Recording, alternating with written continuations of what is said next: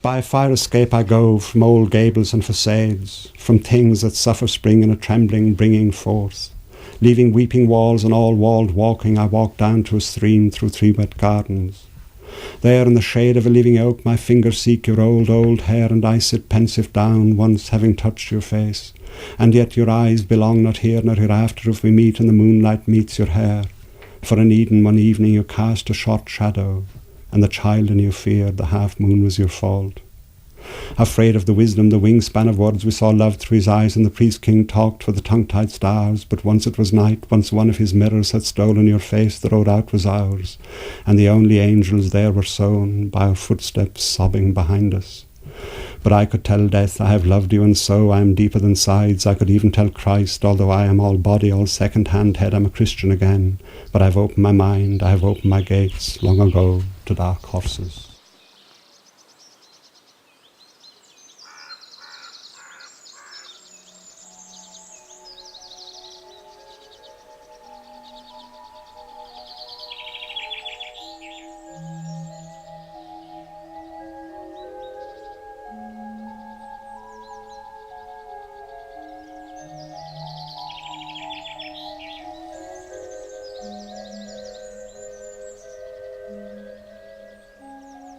Emerging from the Ballynahinch woods, the road followed the course. It followed the turn and rush of a lovely river.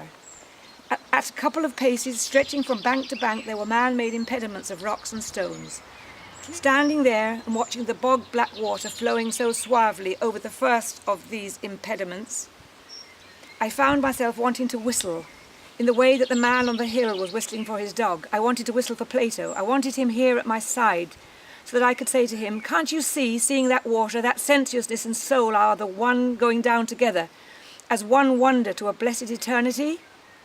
Can't you see that the sensuous soul sight of it and the sensuous soul sound of it should be our first and our last philosophical principle? I left out a bit there. For sheep and stars to hear. In the end, it was simple. Cycling along beside it, I felt that this river would be sensuous soul to someone who came here having no soul at all. And for that reason, I decided that I'd rent the nearest available cottage to it. Around the next turn, I found myself looking, beyond the trunks of 2 big elms, at the black gable-end door of that cottage. A cottage among trees, a cottage by an estuary, a cottage across a road from a great pool in which river and ocean meet, in which sweet water from among the mountains and salt water from beyond the headlands become a single surprise, mirroring a little island overhung on its near side by a spreading oak. Yes, I said, I'd be happy to take it. But given that the Buddha's Udana was still so present to my mind, it was not without a sense of something almost foreordained that I noticed an incipient dilapidation in its windows and doors, still there. Also in the creak and sag of some of its floor timbers downstairs and its dormer rooms upstairs. It had, as well, a damp feeling about it. Certainly the cottage had character. More than anything else, it had a great open fireplace, and if only for that reason, I couldn't have wished for anything better. He needed his fire. A tractor-trailer of turf that I bought from Stephen Mullins, gone on ahead of me, I cycled over and moved in on the shortest day of the year. 1971. A stables that had been converted to 3 physically continuous cottages. Mine was at the near end, and through its gable door it shared a walled-in yard with the big house. Stephen had tipped up the turf at the mouth of a shed in this yard, and my first job was to take it in and stack it against a side wall. Lynn and Veronica came out to help me stack the turf. Afterwards they invited me in for tea. At this cottage door in this mid-70s that John and I had been having a conversation about ownership and possession and getting fixed in a place, and then freedom. The other side of it would be freedom. So being fixed in home and how we need our home, and then he was saying no, we must be free, and we were having this argument back and forth, and I wanted to be free to go, and yet I needed the security of home like we do. And as I left the cottage, he just quoted this to me at that door, just there. Just that door in the 70s. And I said, oh, that's lovely, lovely words. I said, who wrote that? And he said, I did! You know, I did, print, you know. And it was lovely, and it was beautiful. And it changed me. Those words sort of changed me in a way, my life. I never forgot them. They've always been part of me. And because of I always had this guilt thing of having a home, a great big home like this. Home, and having a home, and I felt I should be going up the road Soul's Way all my life. I felt guilty because I wasn't. And I wasn't able to. But then are any of us able just to leave our homes and go the Soul's Way? Are we able to? We're not. But anyway, that was always in my head, and I always get tearful every time I read it. I don't know why. It's the balance of it or something. It's a beautiful piece of poetry, I think. I'm so happy, and thank you, Michael and Brendan, so much. It was these guys made it and thought of it and did the whole thing.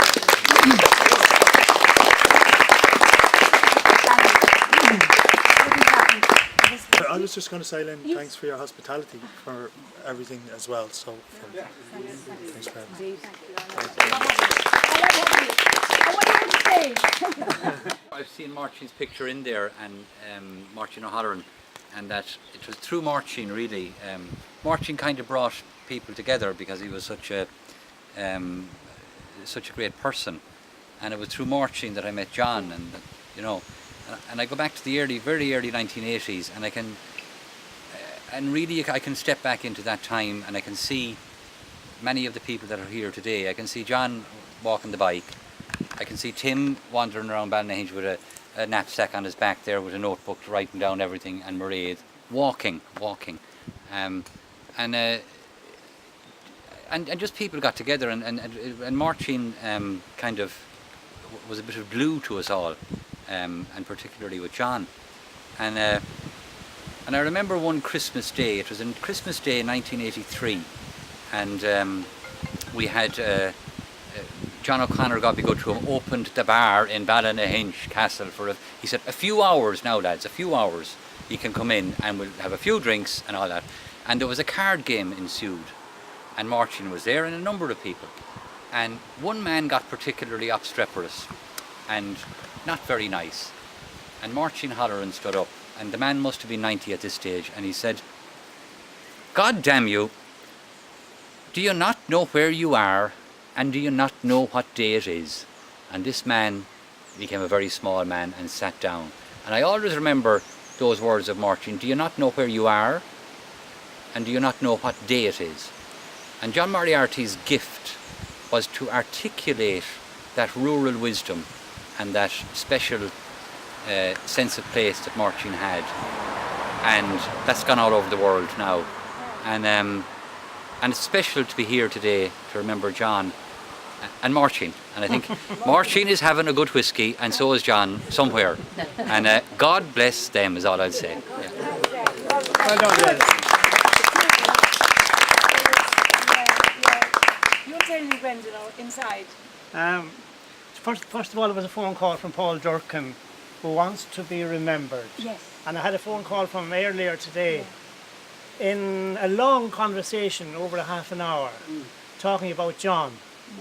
He was the best friend, he said, in his life, and there was another person, Patrick Kavanagh and John Moriarty, were the two guiding lights in his life. And particularly just before I came in the door, because Ursula and I, we stopped coming out the road, and he said, "Pass on my good wishes to Lynn, who brought John shelter, security, friendship, love." Veronica, where's Veronica? Veronica's wonderful to see you. Hospitality, that lovely sense of, I suppose, neighbourliness that Des has referred to through Martin O'Halloran, and that was very, very important. 1981, I remember that door very well. I walked up whatever was there, up to the loft. I had done a trip across America from New Jersey to San Francisco, and I hung out down in Esalen, Tim, with a lot of wild boys. Like yourself, Brendan? No. I was reaching out. And I came across great writers like Robert Bly, Joseph Campbell, and many, many others. And I came back to walk up that door, and a pile of books, because John never used shelves, a pile of books.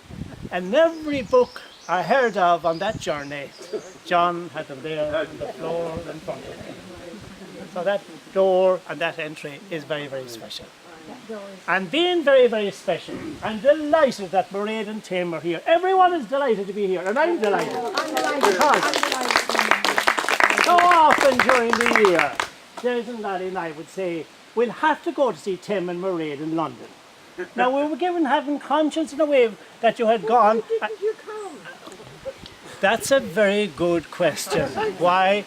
And that's one of the great regrets I'll have in life, maybe. Why didn't I go when the time was right to go?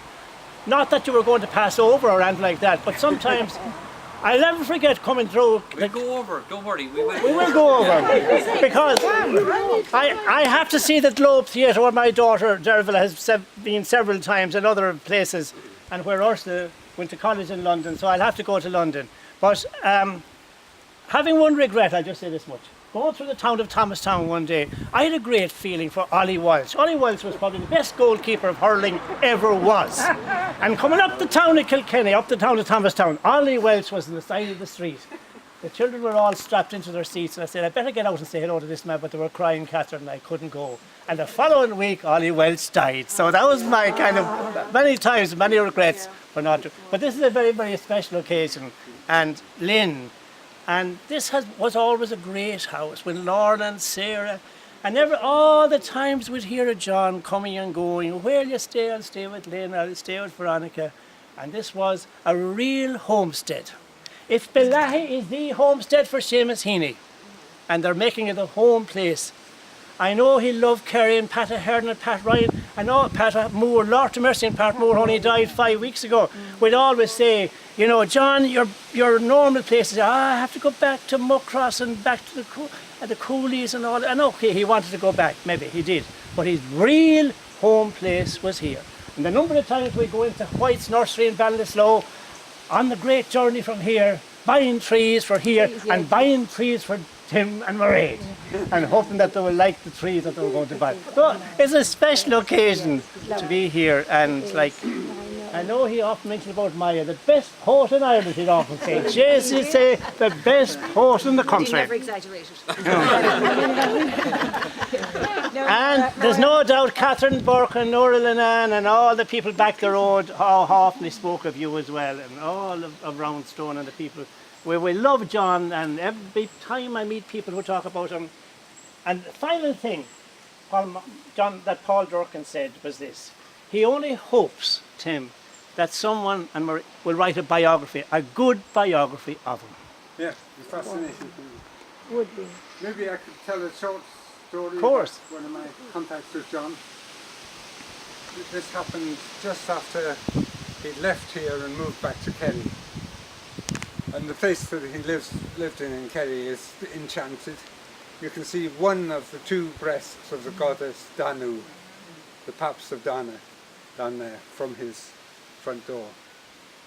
And he wanted me to take particular notice of these mountains as I came down in the train, so he gave me instructions to sit on the left-hand side of the train and keep a look out ahead until I see these two breasts, which are beautiful as only breasts can be. And the next day, John decided to take me for a walk and to introduce me to the goddess.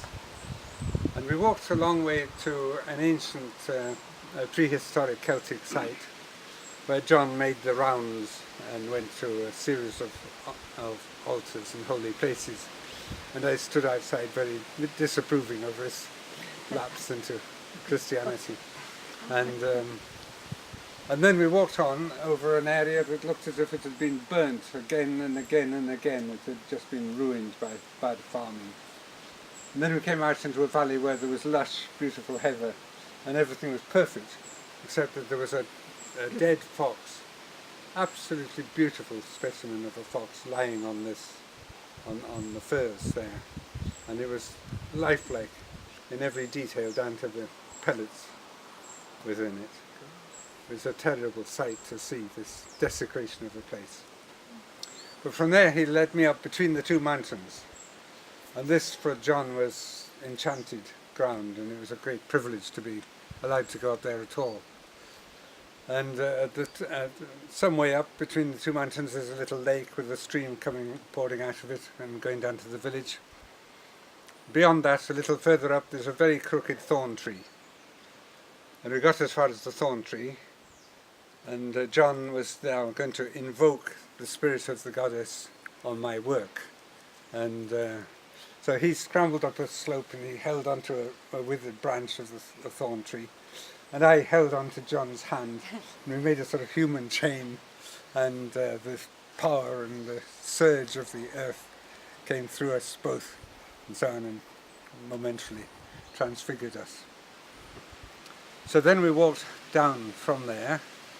When we came back into civilization, there were quite a number of people waiting outside the local school for their children to come out. And one of them recognised John, who'd been on a television programme very recently. And so we got into conversation with them, and John told them in this big way that he had sometimes. He put on a rhetorical voice, very loud sometimes, when he was feeling a bit shy, I think. And this time he said he'd just been taking Tim here up to the thorn tree. But we didn't go beyond the thorn tree, he said, because beyond that is holy ground. And one of the men waiting there looked at him for a long time and said, "You're right, there's a lot of holes in it."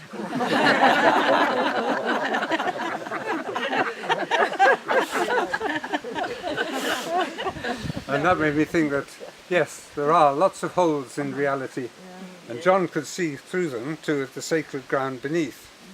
And I could see through them, and I could see nothing. That was the difference between us.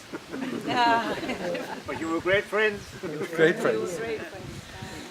Yeah, we used to have terrific arguments in our kitchen.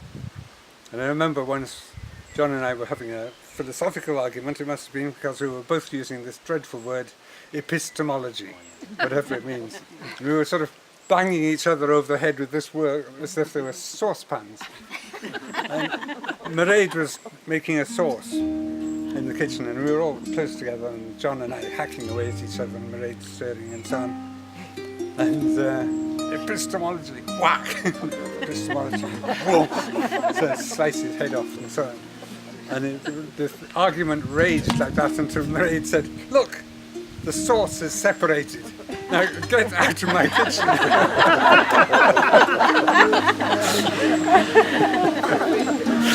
So we had great times, great memories of John.